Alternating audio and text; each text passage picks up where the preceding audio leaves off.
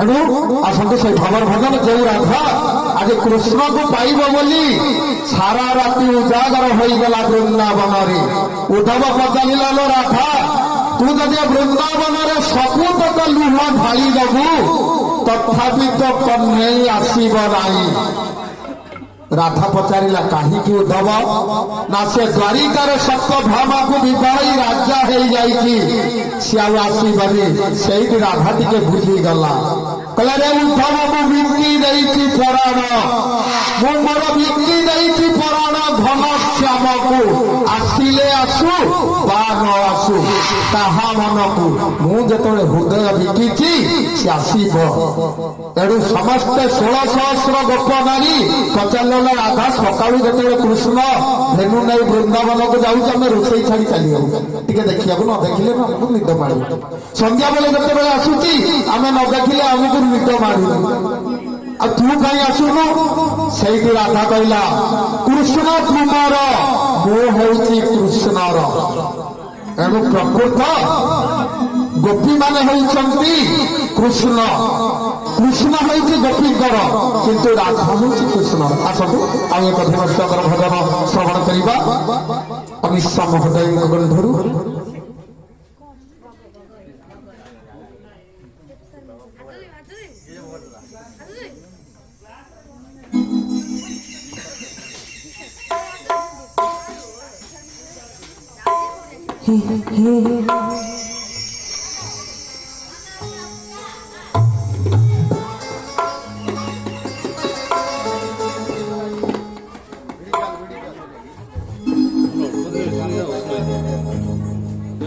जगतर नाथ जगन्नाथ उद्देश्य और सुंदर भजन चाहे से प्रभु का पान जोरदार ताली आसे समस्त खातु धन्यवाद।